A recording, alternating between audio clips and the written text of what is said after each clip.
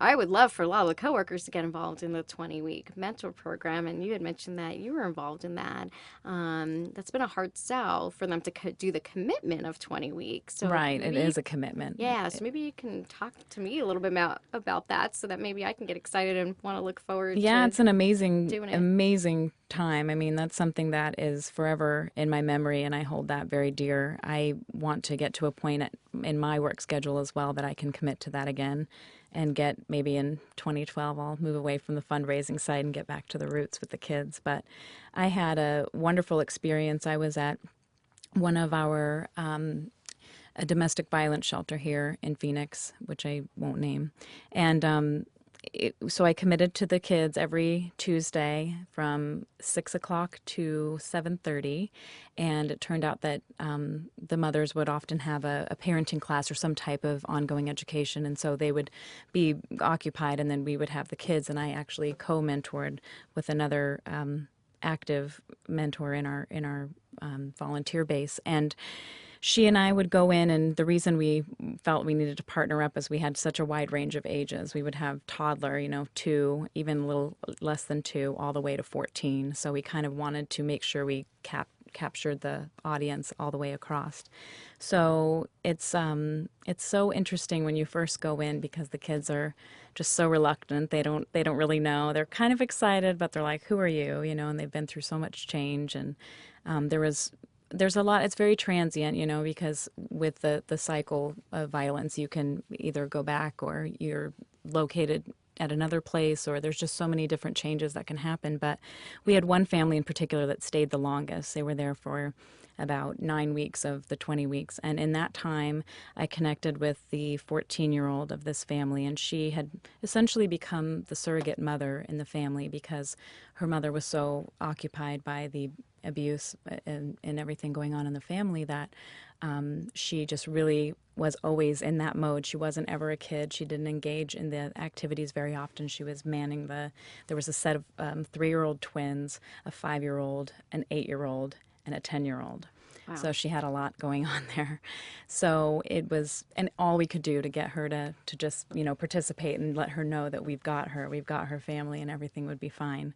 So fast forward, she came around probably in like the 5th week. She finally started to do a few bits and pieces of the projects. And by the end, we had a mosaic and a little thing that we had put together to represent what's important in your life and where you see yourself, where you'd like to be.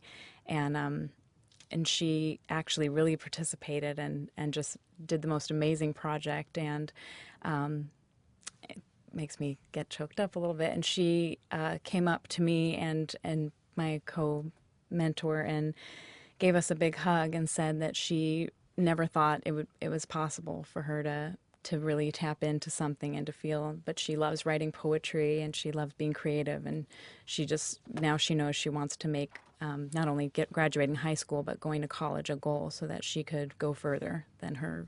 So that's all you can ask for, and it truly, I just saw in that moment, I was completely immersed in the mission of free arts. I just thought, you can witness that it changes kids' lives, and it's so important. And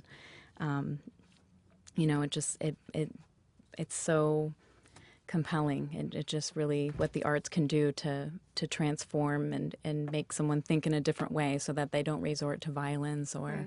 anything that's the alternative. And just giving kids hey, you know what? I know you've had a rough time, but I see your value, and that's really, I think, all you can ask for. So, yeah, I think the mentorship 20-week program is something that changes not only these kids' lives because you care, but I think it changes the mentor more than maybe we get more out of it even. I don't know, Right. but it's pretty phenomenal.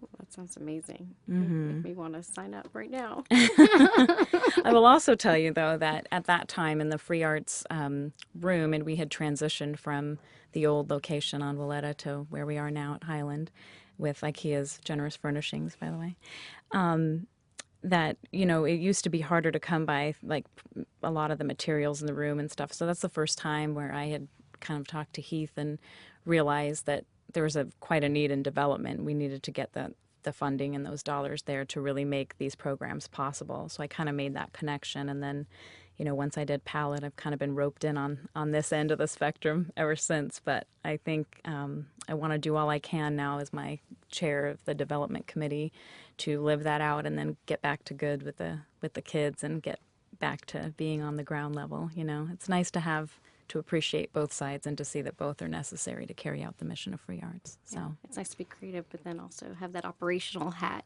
so that you right. can lend your talents and your expertise to the organization so that they can grow. So I feel the same way. Right. Yeah.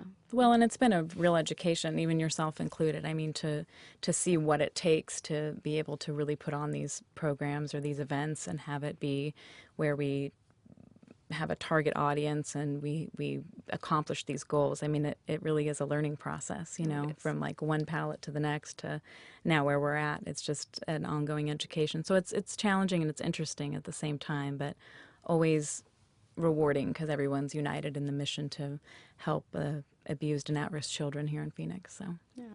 No, I agree wholeheartedly. I mean, we've done lots of things to try and get the word out there of who Free Arts is and what they do and get our customers involved, not only our coworkers, but the customers. I mean, we have thousands of people that come to our store. So, we talked about the exhibit, but over the years, we've done some pretty interesting things, such as, craft days to get families involved and want to give or to learn more or even volunteer for Free Arts. We have also, sold note cards in the store to get the awareness out there that these cards were designed by children going through all their programs and services, and from that, hopefully they can raise money. Hopefully we'll get that up and running again and reemerge that program and try to sell more note cards or even postcards. do you sell the store. holiday cards too every year? We don't sell the holiday cards. Unfortunately, IKEA sells holiday cards for UNICEF, so there's a little bit of a conflict. So yeah, Sure. we can't have two programs going at once, but we would sell cards year round, no matter what the design was, and we sell note cards. So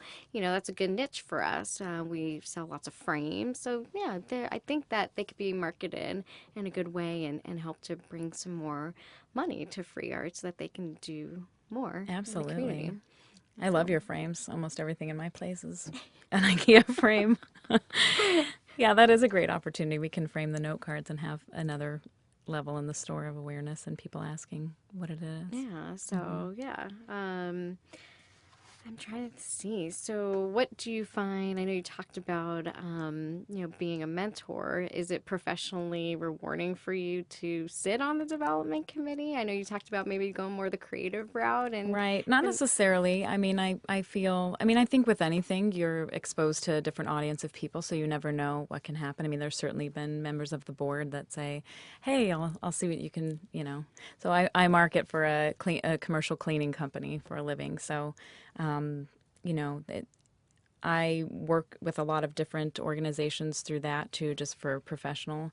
But this is more like kind of fulfilling my heart's purpose than, business necessarily. But I think when you have a passion and you just live every day, as I try to, giving back is a huge part of my life and part of what I do. So I think everything kind of crosses over, right? You can talk to what you do for a living and my passion for Free Arts with anyone that I meet. So you never know where any connections can lead, Oh, yeah, I know that. I was talking to my girlfriend this past weekend about the fundraiser in April.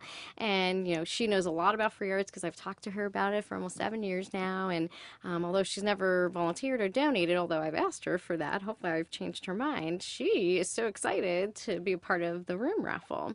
So I already got her to want to bid. That's awesome. on the kitchen. So she is very excited to be a part of that event. She's like, when can I buy my tickets? Can I give you my money now? This is how I want to support Free Arts. And we should probably say, since we're talking about this so much, that everyone should go to freeartsaz.org for more information. We will be updating and having our announcement of the save the date and the tickets on sale and all of our amazing items that we are currently assembling for. So they're going to want to check the webpage. Yeah, check the webpage out and check it probably every week because I'm sure we're going to have new silent auctions that get items that get added. So we are. Yeah. We had a meeting today, as you heard, and we have a lot of fun leads and ideas that I think are going to lead to really a great event.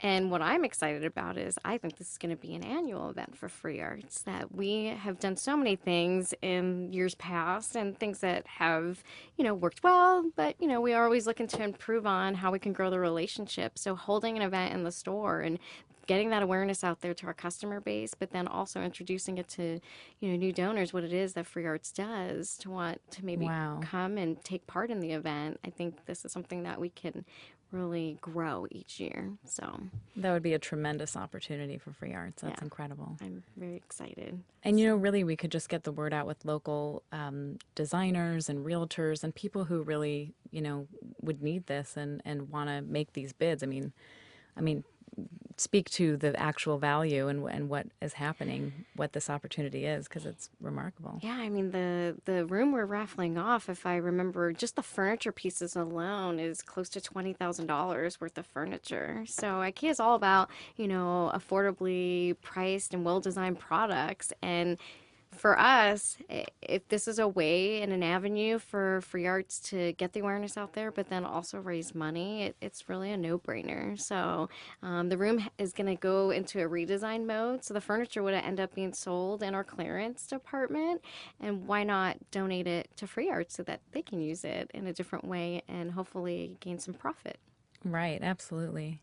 And then on top of it, it brings potentially other people to IKEA that wouldn't have otherwise come, and maybe they live in a different area of the valley or something. So it's a win-win, I think. It is a win-win. So we'll be transforming the restaurant into a silent auction and reception hub, which will be different.